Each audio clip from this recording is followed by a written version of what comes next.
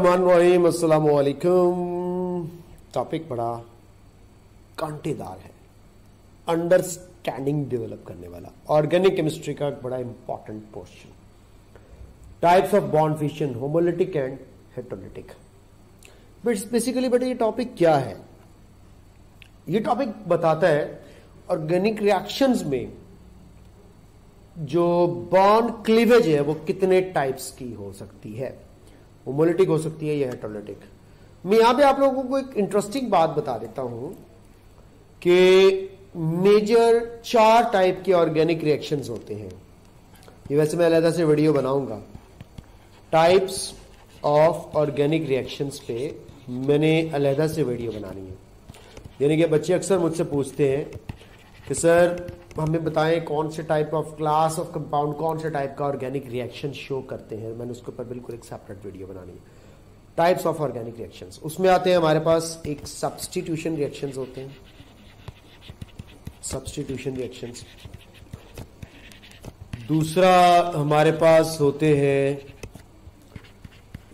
Addition reactions, addition reactions. तीसरा हमारे पास होते हैं एलिमिनेशन रिएक्शंस। वैसे तो बहुत से टाइप के हैं लेकिन ये मेन 4 टाइप्स हैं, एलिमिनेशन रिएक्शंस। और बेटे 4th टाइप है rearrangement reactions, rearrangement reactions. Substitution में एक का आना दूसरे का जाना, यानी कि एक ग्रुप लगा हुआ उसकी जगह पे दूसरा ग्रुप लग जाए। इसके अंदर हमारे पास जो है वो 3 टाइप्स हो सकती हैं कि इलेक्ट्रोफिलिक सब्स्टिट्यूशन भी हो सकती है, न्यूक्लियोफिलिक सब्स्टिट्यूशन भी हो सकती है, और ऑफ कोर्स जो है वो हमारे पास फ्री रेडिकल सब्स्टिट्यूशन भी हो सकती है। एडिशन रिएक्शन में भी इसी तरह हमारे पास 3 टाइप के एडिशन रिएक्शंस हो सकते हैं। इलेक्ट्रोफिलिक एडिशन हो सकती है, न्यूक्लियोफिलिक एडिशन हो सकती है, और फ्री रेडिकल एडिशन हो सकती है। ठीक है। एलिमिनेशन रिएक्शंस में किसी एटम या ग्रुप ऑफ एटम्स का जो है वो निकल करके जाना होता है रीअरेंजमेंट में, एक मॉलिक्यूल दूसरे मॉलिक्यूल में रीअरेंज होता है, वो जो टॉटोमरिज्म वगैरह उसके ऊपर भी ये बात करेंगे। किस टाइप की क्लास ने कौन से टाइप का रिएक्शन शो करना है ये तो मैंने अलग से वीडियो बनानी है, लेकिन अभी मैं आपको बॉन्ड फिशन बताने लगा हूं क्योंकि ये इलेक्ट्रोफाइल का कॉन्सेप्ट, ये न्यूक्लियोफाइल का कॉन्सेप्ट और ये फ्री रेडिकल का कॉन्सेप्ट, ये आप लोगों को अंडरस्टैंड करने के लिए ये टाइप ऑफ बॉन्ड फिशन लाजमी देखनी पड़ेगी। तो मैंने कुछ यहाँ पे अपने पास कुछ ऐसे पॉइंट्स लिखे जो आपके पेपर के पॉइंट ऑफ व्यू से बड़े इंपॉर्टेंट हो सकते हैं। तो I am planning to change the colour, लो ये कलर यूटिलाइज करते हैं। होमोलिटिकली नाम से जाहिर है जिसका जो है उसको दे दो, किसी दूसरे के हक पे डाका मत डालो, जिसका जो है उसको दे दो ईमानदारी के साथ। जस्टिफाइड बॉन्ड क्लीवेज, जिसका जो इलेक्ट्रॉन बनता है उसको दे करके भेजो, किसी दूसरे के इलेक्ट्रॉन के ऊपर अपना बिला वजह का जबरदस्ती का हक जताने की कोई जरूरत नहीं है। ये आपको लीड करता है फॉर्मेशन फ्री रेडिकल्स की। ये देखिएगा 2 A आपस में कंबाइन हुए हुए, दोनों ने अपना अपना बाजू में इलेक्ट्रॉन रखा हुआ है, शेयर किया हुआ है। जब ये बॉन्ड टूटेगा तो हर एक पार्टी अपना अपना इलेक्ट्रॉन लेकर जाएगी और रिजल्ट में बनने वाली स्पीशीज क्या कहलाएंगी? Free radicals. याद रख लीजिएगा, free radicals are neutral, free radicals are neutral. Free radicals जो है वो बड़े जो है वो हमारे पास अनरिएक्टिव होते हैं, या रिएक्टिव होते हैं तो आपसे पूछा जाए तो आप लोगों ने कहना है कि ये अनस्टेबल एंड रिएक्टिव होते हैं। Unstable, reactive, unstable and reactive. तो ये कैरिड आउट करवाई जाती है होमोलिटिक फिशन, या तो लाइट के थ्रू, ये साइन बना होता है फोटोन एनर्जी का साइन है, या हीट के थ्रू ये डेल्टा का साइन, या परऑक्साइड जो है वो भी फ्री रेडिकल जो है वो बनाने के अंदर इंपॉर्टेंट रोल प्ले करते हैं। हेटेरोलिटिक में इसका ऑपोजिट है, यहाँ पे जस्टिफाइड है, यहाँ पे अनजस्टिफाइड है, यहाँ पे फ्री रेडिकल्स है, यहाँ पे leads to cations and anions, या कैटाइंस एंड एनाइंस को हम लोग इलेक्ट्रोफाइल्स और न्यूक्लियोफाइल्स कहते हैं। जिस तरह देखें ये A और B तो आपस में बॉन्ड जोड़ के बैठे हुए थे, B की इलेक्ट्रोनेगेटिविटी हाई थी, A की इलेक्ट्रोनेगेटिविटी कम थी। यानी कि ये लो इलेक्ट्रोनेगेटिव था ए, और बी जो है वो हाई इलेक्ट्रोनेगेटिव था। तो होता कुछ ये है कि जब ये बॉन्ड टूटता है तो लो इलेक्ट्रोनेगेटिव कैटायन में कन्वर्ट हो जाता है, इलेक्ट्रॉन डेफिशिएंट बन जाता है, और ये इलेक्ट्रॉन रिच बन जाता है। और मजे की बात है, फ्री रेडिकल भी याद रख लीजिएगा इलेक्ट्रॉन डेफिशिएंट होते हैं, इनका भी ऑक्टेंट पूरा नहीं हुआ होता, इनके पास भी और नंबर ऑफ इलेक्ट्रॉन्स होते हैं। ये मैं भी आप लोगों के साथ डिस्कस करता हूं। ये देखिएगा, ये आप लोगों के पास अगर लाइट, हीट या पेरोक्साइड्स कैरिड आउट करवा रहे हैं तो ये कैरिड आउट बाय न्यूक्लियोफिलिक और electrophilic attack in polar medium. तो इलेक्ट्रोफिलिक या न्यूक्लियोफिलिक अटैक के रिजल्ट में इस तरह की अनजस्टिफाइड बॉन्ड क्लीवेज होती है, जो कि कार्बोकेटाइंस और कार्बेनाइंस, जिसको हम लोग आगे चल के पढ़ेंगे, उसकी भी फॉर्मेशन आप लोगों को समझानी है। फ्री रेडिकल रिएक्शंस जो है वो ज्यादातर गैस फेज रिएक्शन होते हैं, और जो कार्बोकेटाइंस और ये जो हमारे पास इलेक्ट्रोफाइल्स और न्यूक्लियोफाइल्स वाले या कैटाइंस और एनाइंस वाले होते हैं, या जो हेट्रोलिटिक वाले रिएक्शंस होते हैं, ये ज्यादातर सोल्यूशन फेज के रिएक्शंस होते हैं। यानी कि एक तरफ आपको सोल्यूशन फेज के रिएक्शंस मिलेंगे और एक तरफ आप लोगों को गैसियस फेज के रिएक्शन मिलेंगे। और इसके अंदर मैं क्या पॉइंट आप लोगों के साथ शेयर कर सकता हूं होमोलिटिक और हेट्रोलिटिक के अंदर, देखिएगा फ्री रेडिकल्स हमेशा ऑड नंबर ऑफ इलेक्ट्रॉन के साथ होते हैं। यानी कि फ्री रेडिकल अगर कार्बन के बनाएंगे आप तो इसमें आपको 7 इलेक्ट्रॉन मिलेंगे। ये देखो 1 2 3 4 5 6 और ये रहा 7th अनपेयर्ड इलेक्ट्रॉन, तो 7 इलेक्ट्रॉन इनकम्प्लीट ऑक्टेट। ये देखो, और यहां पे हाइब्रिडाइजेशन स्टेट भी चेंज हो जाती है, फ्रेगमेंट्स की रिएक्टिविटी इक्वल हो सकती है, क्योंकि देखें दोनों मिथाइल फ्री रेडिकल मैंने बनाए तो ये दोनों इक्वल रिएक्टिविटी के होंगे। मगर एक और बात आप लोगों ने सुननी है, वो क्या, ये हाइब्रिडाइजेशन का क्या चक्कर है। आपको पता होना चाहिए कि यहां पे इनकी sp3 हाइब्रिडाइजेशन के थ्रू ओवरलैपिंग हुई थी, लेकिन जब ये अपना अपना इलेक्ट्रॉन लेकर के जाएंगे तो मेरे बेटे याद रख लीजिएगा, ये अनपेयर्ड इलेक्ट्रॉन हमेशा अनहाइब्रिड ऑर्बिटल में एग्जिस्ट करता है। अनपेयर्ड इलेक्ट्रॉन हमेशा अनहाइब्रिड ऑर्बिटल में एग्जिस्ट करता है। ये बाद में हाइब्रिडाइजेशन में दोबारा से हिस्सा भी ले सकते हैं, या पैरेलल ओवरलैप बना करके दोबारा से सिग्मा बॉन्ड भी बना सकते हैं। पाई और सिग्मा बॉन्ड दोनों बनाना इनके हाथ में होता है। तो कोई आपसे कहे कि अगर ये अनहाइब्रिड ऑर्बिटल एक हो जाए तो कितने हाइब्रिड ऑर्बिटल बचते हैं, बाकी 3, और 3 हाइब्रिड ऑर्बिटल्स की बेस पर कौन सी हाइब्रिडाइजेशन बनती है, sp2। इसका मतलब मैं कह सकता हूं कि हाइब्रिडाइजेशन स्टेट में चेंज आएगा sp3 से sp2, और दोनों फ्रेगमेंट्स की हाइब्रिडाइजेशन स्टेट चेंज होगी। यहां पे क्या हुआ है, कैटायनिक और anionic radicals with even number of electrons. क्या मतलब कि अगर मैं ये बॉन्ड ब्रेक कर देता हूं अनजस्टिफाइड करके, तो 1 2 3 4 5 6, सिर्फ आपको समझाने के लिए, कार्बोकेटाइन जो बना है इसमें 6 इलेक्ट्रॉन्स हैं इनकम्प्लीट ऑक्टेट, और ये जो कार्बेनाइन बना है इसमें अगर आप लोग देखो तो आप लोगों को 8 इलेक्ट्रॉन्स नजर आ रहे हैं। तो एक ऑक्टेट पूरा है और एक ऑक्टेट पूरा नहीं है। तो ये जो कैटायनिक और एनायनिक 2 फ्रेगमेंट्स बनते हैं, इसका इनकम्प्लीट ऑक्टेट है, इसका कंप्लीट। इसकी हाइब्रिडाइजेशन sp2 बेटा, ये देखिए कि 3 सिग्मा बॉन्ड मौजूद है और एक कार्बोकेटाइन है, तो ये डेफिनेटली sp2 हाइब्रिडाइजेशन शो करेगा। लेकिन यहां पे हाइब्रिडाइजेशन sp3 होगी। ये बात भी आप लोगों ने अच्छे से याद रख लेनी है। कैटायनिक ज्यादातर लेस रिएक्टिव होते हैं क्योंकि इलेक्ट्रोफाइल होते हैं, इलेक्ट्रॉन पुअर स्पीशीज होती हैं। गरीब आपको पता है क्या रिएक्ट करेगा। ये मोर रिएक्टिव होते हैं, ये न्यूक्लियोफाइल्स कहलाते हैं, और ये इलेक्ट्रॉन रिच होते हैं। ये देखो इसके पास पूरे का पूरा लोन पेयर मौजूद है, तो इसके पास अनशेयर्ड पेयर होता है, अनशेयर्ड पेयर, जिसकी बेस पर ये एक्ट करता है एज ए न्यूक्लियोफाइल। और इसके पास अनशेयर्ड पेयर नहीं होता, ये इलेक्ट्रॉन डेफिशिएंट होता है, इलेक्ट्रॉन पोर होता है, तो ये एक्ट करता है एज एन इलेक्ट्रोफाइल। तो एक बना इलेक्ट्रोफाइल और एक बना न्यूक्लियोफाइल। ये थी होमोलिटिक और हेट्रोलिटिक फिशन के कंपैरिजन के अंदर एक बात जो मैंने आप लोगों के साथ शेयर की। यहां तक अगर बात आप लोगों को मजेदार बातें समझ आ गई हैं, इसके बाद अब हम ये देखते हैं होमोलिटिकली कौन सा बॉन्ड प्रेफर करता है टूटना, और हेट्रोलिटिकली। याद रख लीजिएगा, जो बॉन्ड जितना नॉन पोलर होगा, नॉन पोलर बॉन्ड प्रेफर करेगा होमोलिटिक फिशन, और पोलर बॉन्ड प्रेफर करेगा हेट्रोलिटिक फिशन। यानी कि बॉन्ड की पोलैरिटी में ऑलरेडी चार्जेस पॉजिटिव और नेगेटिव बने हुए हैं। अबे यार, एक पॉजिटिव और नेगेटिव चार्ज वाला पहले ही तैयार है इलेक्ट्रॉन दूसरे को लेने के लिए। जैसे ही कोई ना कोई इलेक्ट्रोफाइल या न्यूक्लियोफाइल अटैक करेगा, फट से इलेक्ट्रॉन की शिफ्टिंग हो जाएगी, तो आप लोगों को ये बात भी याद रख लेंगे, अगर नॉन पोलर बॉन्ड है तो वो होमो को प्रेफर करेगा, पोलर बॉन्ड है तो हेटेरो को प्रेफर करेगा। ये एक छोटा सा क्वेश्चन आप लोगों से पूछना चाह रहा हूं, विच bond will undergo heterolytic fission more readily in ethanol. Ethanol का स्ट्रक्चर अगर मैं बनाऊं तो ये मिथाइल ग्रुप CH3, फिर मिथाइलिन ग्रुप CH, उसके बाद O और ये H।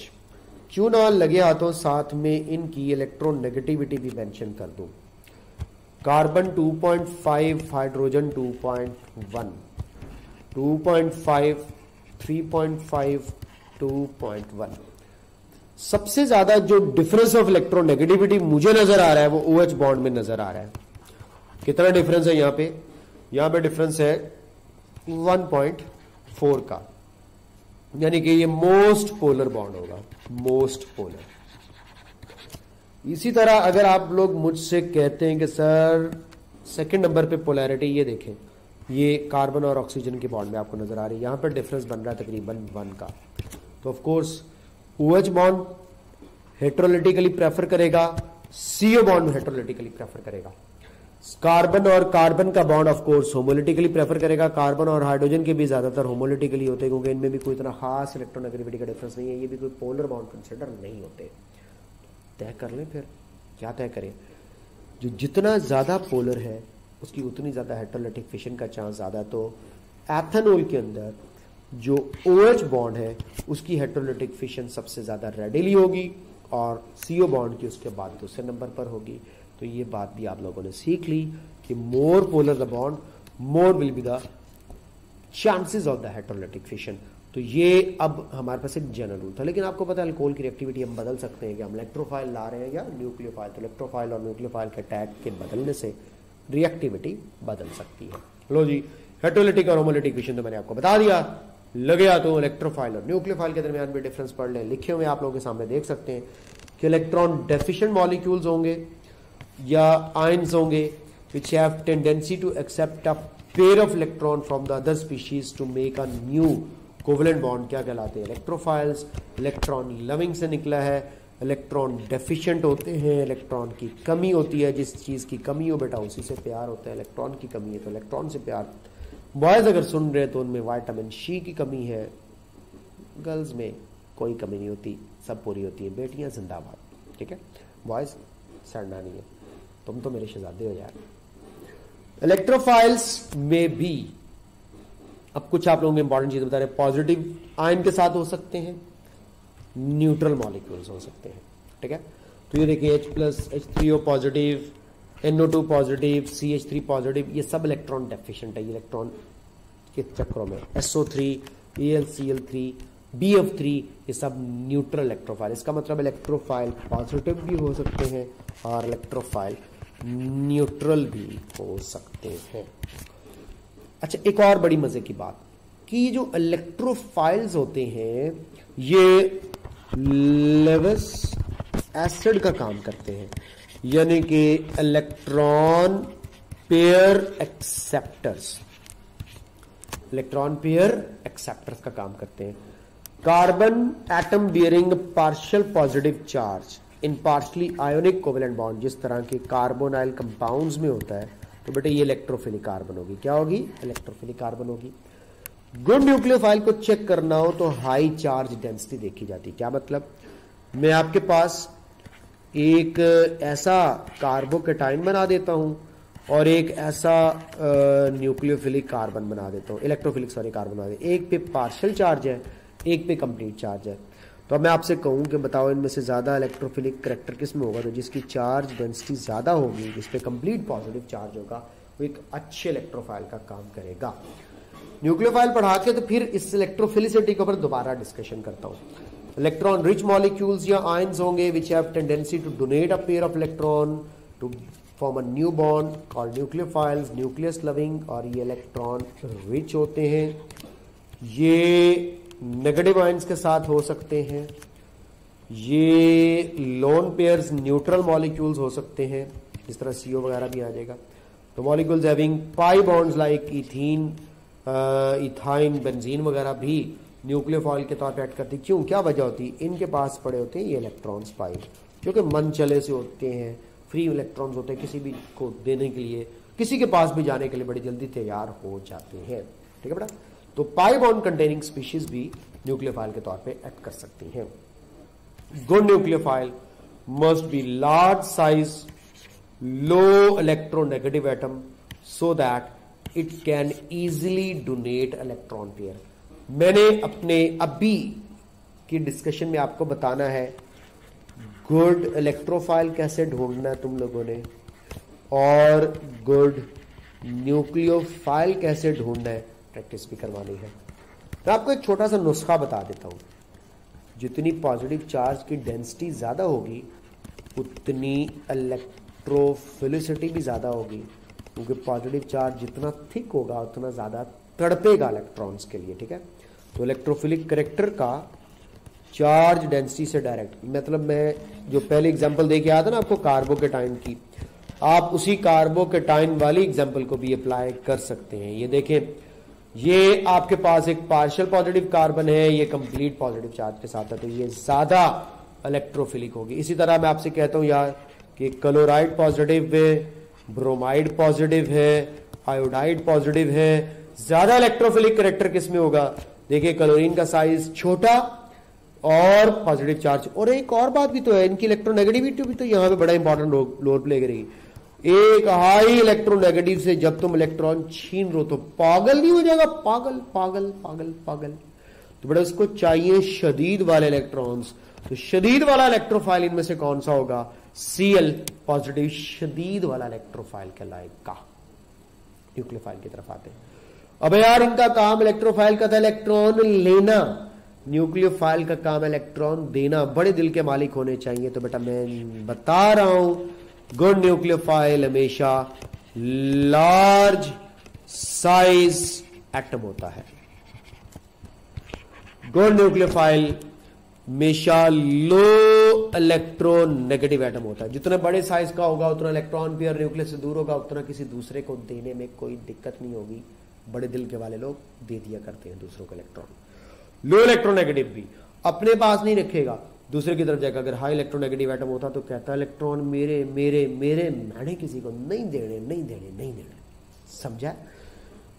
जिस तरह मैं लार्ज साइज की बात करता हूं, मैं आप लोगों से कहता हूं कि यार फ्लोराइड की बात करते हैं, क्लोराइड की बात करते हैं, ब्रोमाइड की बात करते हैं और आयोडाइड की बात करते हैं। कौन सा इनमें से अच्छा न्यूक्लियोफाइल है जिसका सबसे बड़ा साइज है, इलेक्ट्रॉन पेयर सबसे न्यूक्लियस से दूर? तो डेफिनेटली आयोडाइड इनमें सबसे अच्छे न्यूक्लियोफाइल का काम करेगा। इलेक्ट्रोनेगेटिविटी का फैक्टर भी चेक कर सकते हैं। फ्लोरीन की 4, क्लोरीन की 3, ब्रोमीन की 2.8, आयोडीन की 2.5।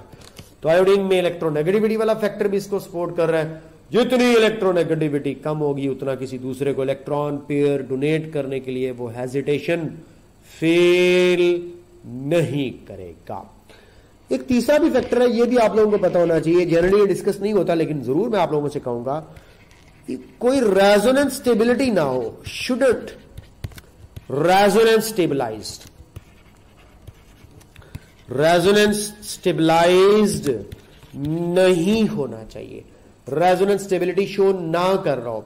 रेजोनेंस स्टेबिलिटी से क्या होता है बेटे? रेजोनेंस स्टेबिलिटी से याद रखिएगा इलेक्ट्रोफिलिसिटी भी कम हो जाती है और न्यूक्लियोफिलिसिटी भी कम हो जाती है। फॉर एग्जाम्पल मैं आप लोगों से कहता हूं कि आपके पास एक फिनॉक्साइड आयन है और एक आपके पास जो है वो साइक्लो जो है वो हेक्सेनोल का साइक्लोहेक्सेनाइड आयन है। ये दो आयन्स है। इसमें आपको पता है कि नेगेटिव चार्ज घूमने फिरने के लिए रिंग के पास चला जाएगा, रेजोनेंस के चक्रों में पड़ जाएगा। तो क्या ये इलेक्ट्रॉन पेयर दूसरे को दे सकेगा? नहीं दे सकेगा। तो इसका मतलब क्या हुआ कि इसके अंदर रेजोनेंस स्टेबिलिटी है। रेजोनेंस स्टेबिलिटी के साथ वो कभी भी इलेक्ट्रॉन पेयर डोनेट नहीं कर सकता, इसलिए ये हमारे पास गुड न्यूक्लियोफाइल का काम करेगा एज कम्पेयर टू। इसी तरह इलेक्ट्रोफाइल के अंदर भी आप लोगों को बता देता हूं।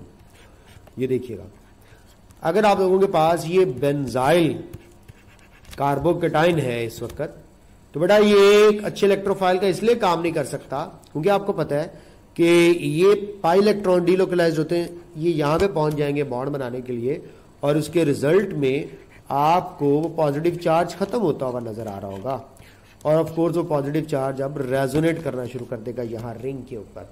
जहां पे रिंग आ जाते हैं या रेजोनेंस स्टेबिलिटी आ जाती है, वहां पे इलेक्ट्रोफिलिसिटी भी कम हो जाती है, न्यूक्लियोफिलिसिटी भी कम हो जाती है।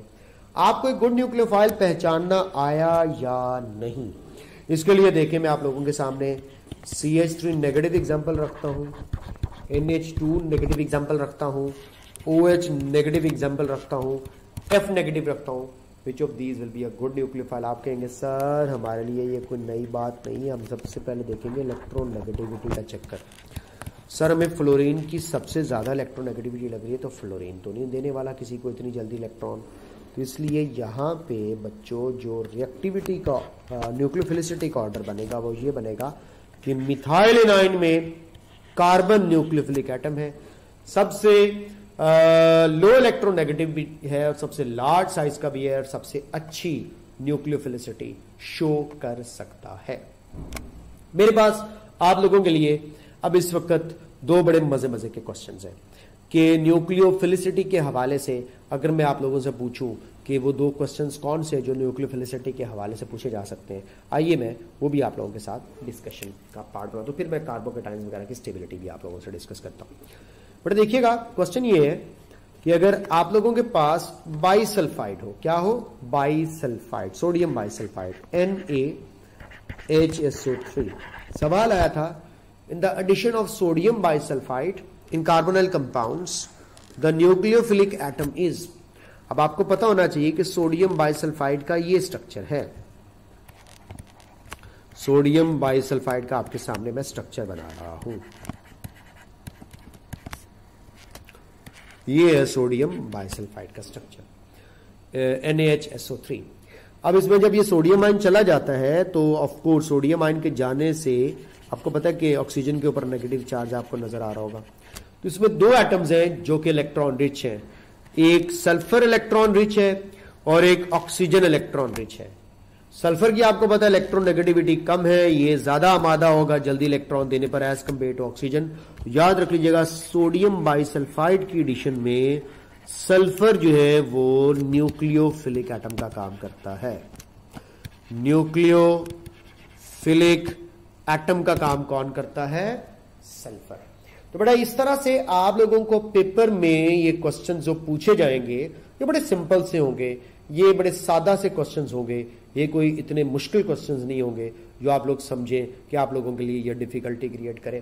तो मैंने आप लोगों को इलेक्ट्रोफाइल के बारे में भी बता दिया, मैंने आपको न्यूक्लियोफाइल के बारे में भी बता दिया, इनकी रिएक्टिविटी के हवाले से भी बता दिया, इनकी स्टेबिलिटी के हवाले से भी बता दिया। अब यहां पे आप लोगों को और भी बहुत सी बातें हैं ऑफ कोर्स, लेकिन वो मैं फर्दर मोर टेस्ट डिस्कशन या इधर उधर चीजें आप लोगों से जो है वो डिस्कस करता रहूंगा।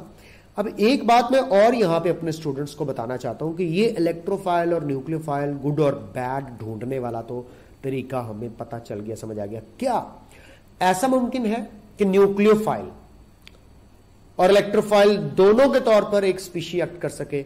बल्कि मैं आप लोगों को बताता हूं, यहां पे एक बड़ा मजेदार पॉइंट मेरे ज़हन में आया है, मैं आप लोगों के साथ वो पॉइंट्स जरूर शेयर करना चाहूंगा। तो आइए जरा उस पॉइंट को भी आप लोगों के साथ जो है मैं शेयर कर लूं कि क्या ऐसा मुमकिन है कि एक स्पीशी एक ही वक्त में इलेक्ट्रोफाइल और न्यूक्लियोफाइल दोनों के तौर पे एक्ट करती है? तो आइए जरा ये चीज भी आप लोगों से मैं डिस्कस कर लेता हूं। देखिएगा जनाब, मेरे पास है हाइड्राजोनियम, हाइड्राजोनियम। अब हाइड्राजोनियम क्या है? हाइड्राजोनियम बनता है हाइड्राजीन से, ये देखो ये है हाइड्राजीन, ठीक है बेटा। हाइड्राजीन में जब प्रोटोनेशन हो जाती है, ये एक प्रोटॉन एक्सेप्ट कर लेती है, तो उसके बाद देखें क्या सीन बनता है, ये हाइड्राजोनियम में कन्वर्ट हो जाता है। तो इसका मतलब है इसके पास नाइट्रोजन जो दूसरे वाला है वो अभी इलेक्ट्रॉन पेयर डोनेट कर सकता है। तो मैं कह सकता हूं कि हाइड्राजोनियम मॉलिक्यूल पर देखो तो पॉजिटिव चार्ज, लेकिन ये लोन पेयर डोनेट करने की कैपेसिटी में अभी मौजूद है। इसका मतलब क्या हुआ कि nucleophile can be positively charged, nucleophile positively charged भी हो सकता है। ये बात आपके जहन में रहनी चाहिए। अब आप लोगों के सामने मैं अगर कहता हूं मिथाइल सायानाइड, न्यूक्लियोफाइल के तौर पे एक्ट करेगा या इलेक्ट्रोफाइल के तौर पे एक्ट करेगा? अब मैं ये आप लोगों से पूछना चाहता हूं। इसके ऊपर देखिए ये पॉजिटिव चार्ज और इधर नेगेटिव चार्ज मौजूद है। ये न्यूक्लियोफाइल के तौर पे एक्ट करेगा या इलेक्ट्रोफाइल के तौर पे एक्ट करेगा? आप कहेंगे सर देखिए पाई इलेक्ट्रॉन्स पड़े हुए हैं, लोन पेयर भी पड़ा हुआ है, तो इस बिहाफ पर देखूं तो ये न्यूक्लियोफाइल के तौर पे एक्ट कर सकता है। मैं कहूंगा ठीक है, मैं तुम्हारी बात मान लिया।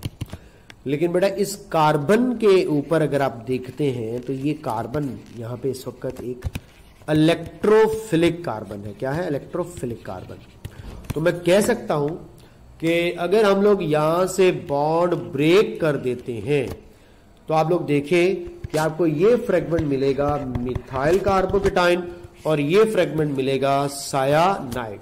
तो इन दैट पर्टिकुलर केस मैं कह सकता हूं कि ये इलेक्ट्रोफाइल और न्यूक्लियोफाइल दोनों के तौर पर ऐड कर सकता है, बट प्रेफरेंस किसको मिलेगी?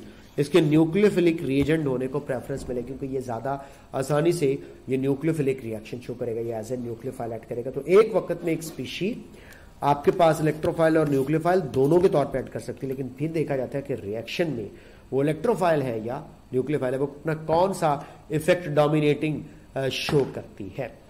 ओके यार, ये बड़ा आसान टॉपिक है, stability of carbocation, कार्बेनाइन and free radicals. ये आप लोगों को मैंने चुटकी में समझा देना है, बड़ी जल्दी आप लोगों को ये समझ आ जाएगी। ठीक है, लो जी, आपके पास मौजूद है इस वक्त कार्बोकेटाइन जो कि पॉजिटिव चार्ज के साथ है। इनके पॉजिटिव चार्ज जो आगे पीछे हुए हुए ये मैं इनकी जगह पर बना दूं। ठीक है जी, अब आप लोगों को यहां पे मैं एक बात ये बता देना चाहता हूं कि ये जो आप लोगों के सामने मैंने इस वक्त कार्बोकेटाइन बनाए हैं, उसी तरह कार्बेनाइन भी होंगे, इनके भी नेगेटिव चार्जेस ये जो हिल जुल चुके हैं, ये मैं आप लोगों के सामने जो है वो बनाने जा रहा हूं। नेगेटिव चार्जेस इनके फ्रेश ताज़ा ताज़ा। और ये जो ऑर्डर है, अगर मैं ये भी आप लोगों के लिए फ्री रेडिकल्स का तकरीबन चार्ज ठीक है। और बेटे मैं चाहूंगा कि ये मैं स्टेबिलिटी ऑर्डर भी अभी फिनिश कर दूं, ताकि मेरे स्टूडेंट्स खुद मुझे बताएं कि सर यहाँ पे ये स्टेबिलिटी ऑर्डर होना चाहिए। बेटा देखें, बात अगर समझ आ जाए तो फिर उसके बाद डिस्प्ले बड़ा मजे का होता है, अच्छा होता है। तो बेटे आप लोगों से ही मैंने अब क्वेश्चन पूछने हैं और आप लोग मेरे होनहार तलबा और तालिबात मुझे इसका जो वो आंसर देंगे। इंक कलर चेंज कर लेते हैं, ब्लैक कलर नहीं रेड कलर ही सूट करेगा।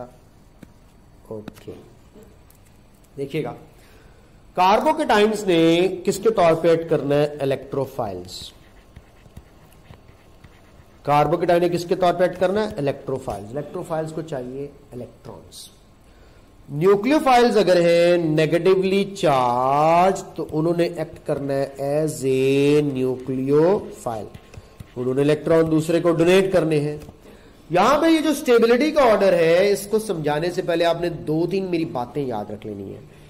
एक तो आप लोगों ने बात याद रख लेनी है कि ये जो अल्काइल ग्रुप्स होते हैं, ये एक तो इलेक्ट्रॉन डोनेटिंग ग्रुप्स होते हैं, ये इलेक्ट्रॉन डोनेट करके मॉलिक्यूल को स्टेबलाइज कर सकते हैं या डिस्टेबलाइज कर सकते हैं।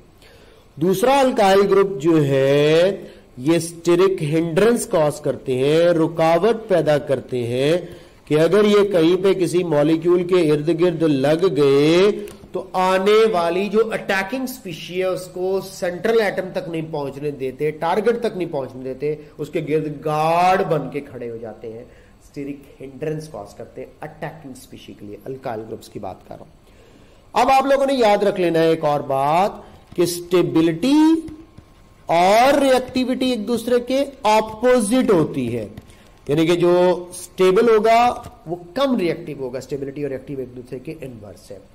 मेरा आप लोगों से सवाल है कि टर्शरी कार्बोकेटाइन है, सेकेंडरी कार्बोकेटाइन है, प्राइमरी कार्बोकेटाइन है, nursery. What is nursery carbocation? ऐसा कार्बोकेटाइन जो किसी कार्बन से कनेक्टेड नहीं है। हम कहेंगे सर इसको तो हमने प्राइमरी पढ़ा, बेटा वो बुक में प्राइमरी है, टेक्स्ट बुक में चला दो प्राइमरी, लेकिन मुझे एक लॉजिक का जवाब दो। जब अल्कोहल्स वाला चैप्टर पढ़ा था तो अल्कोहल की रिएक्टिविटी ऑर्डर पढ़ा था, तो मैथनॉल फिर प्राइमरी फिर सेकेंडरी और फिर टर्शरी पढ़ा था, तो मैथनॉल को अलहदा क्यों कर दिया था? मैथनॉल का OH ग्रुप ऐसी कार्बन से जुड़ता है जो फर्दर किसी कार्बन से कनेक्टेड नहीं है। एंटिटस की टर्म है। नर्सरी कार्बन भी होता है जो फर्दर किसी कार्बन से कनेक्टेड नहीं है। लेकिन हमारी एफएससी में इसको भी प्राइमरी की कैटेगरी में ले आते हैं तो ले जाते हैं हम लोग, लेकिन मैंने आपको आइडिया जरूर देना कि नर्सरी कार्बोकेटाइन किसे कहते हैं। Okay okay okay okay. अब इस वक्त जो बात आप लोगों के साथ मैंने शेयर करनी है वो है इन इलेक्ट्रोफाइल्स, न्यूक्लियोफाइल्स और फ्री रेडिकल्स की स्टेबिलिटी।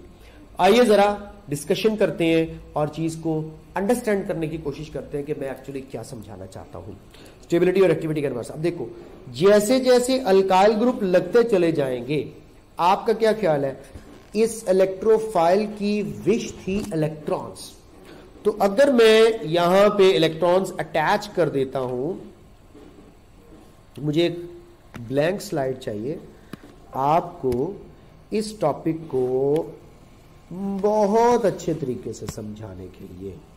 ये देखिएगा, मैं अब अपने बच्चों से कहता हूं कि टर्शरी कार्बोकेटाइन बनाते हैं। ये देखो, 3 मिथाइल ग्रुप लगा देते हैं, लग गए 3 मिथाइल ग्रुप, और एक नर्सरी कार्बोकेटाइन बना देते हैं जिसमें तीनों हाइड्रोजन।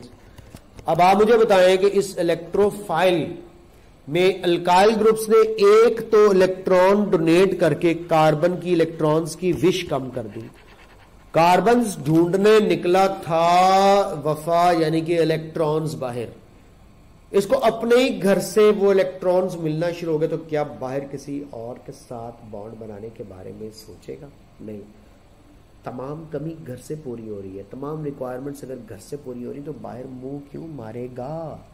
तो इसका क्या मतलब हुआ कि कार्बोकेटाइन स्टेबल हो गया है, और इस कार्बोकेटाइन के स्टेबल होने की वजह इलेक्ट्रॉन डोनेटिंग इफेक्ट है। किसका इलेक्ट्रॉन डोनेटिंग इफेक्ट है? अल्काइल ग्रुप्स का। दूसरी रीजन देखिएगा कि इस तक अगर कोई न्यूक्लियोफाइल आना चाहता है इलेक्ट्रॉन डोनेट करने के लिए, तो उस न्यूक्लियोफाइल के लिए ये बल्कि अल्काइल ग्रुप स्टेरिक हिंड्रेंस भी कॉज करेंगे। तो एक बात मैं आपको बता दूं कि अल्काइल ग्रुप का साइज बढ़ने से स्टेरिक हिंड्रेंस भी बढ़ती है, डायरेक्ट रिलेशनशिप है, और इसी तरह स्टेरिक हिंड्रेंस के बढ़ने के साथ साथ इलेक्ट्रॉन डोनेटिंग कैपेसिटी भी बढ़ती है। अब आप लोगों को पता चल जाना चाहिए कि यहाँ पे नन्हे मुन्ने प्यारे प्यारे हाइड्रोजन हैं, ना उन्होंने इलेक्ट्रॉन देने हैं और ना किसी आने वाले को रोकना है। छोटे बच्चों को क्या पता कि कौन क्या करने आ रहा है, तो ये न्यूक्लियोफाइल आएगा, कार्बन को बड़ी आसानी के साथ इलेक्ट्रॉन देगा और उसके साथ बॉन्ड बना लेगा। तो मैं कह दूं फिर कि tertiary carbocation stable due to steric hindrance and due to electron donating nature, and nursery carbocation unstable है क्योंकि यहां पे ना तो इलेक्ट्रॉन डोनेशन हो रही है ना ही स्टेरिक हिंड्रेंस हो रही है। तो पल्ले पै जानी चाहिए थोड़े गल, तो मैं हुण कहन लगा वाह कि टर्शरी कार्बोकेटाइन ज्यादा स्टेबल होता है as compare to secondary, primary and nursery. अब एक और बात भी आपको समझाता हूं। अगर आपके पास बेंजाइल रेडिकल है इस तरह का, यह है प्राइमरी बेंजाइल रेडिकल जो एक रिंग के साथ अटैच है, इसकी स्टेबिलिटी और टर्शरी कार्बोकेटाइन की स्टेबिलिटी को जरा कंपेयर करते हैं। अच्छा, मैं आप लोगों को बता दूं, टर्शरी कार्बोकेटाइन्स में एक तो इलेक्ट्रॉन डोनेशन की वजह से स्टेबिलिटी थी। यहां पे स्टेबिलिटी की क्या वजह होगी? यहां पे स्टेबिलिटी की वजह सिर्फ रेजोनेंस होगी। क्या होगी? रेजोनेंस। ये देखो CH2 डबल बॉन्ड, ये पॉजिटिव चार्ज चला गया, ये रेजोनेंस स्टेबलाइज्ड है। अब आपसे पूछा जाए कि टर्शरी कार्बोकेटाइन ज्यादा स्टेबल है या ये बेंजाइल कार्बोकेटाइन? बेंजाइल कार्बोकेटाइन ज्यादा स्टेबल है। तो एक्सपेरिमेंट करवा के देखा गया कि टर्शरी कार्बोकेटाइन ज्यादा स्टेबल था।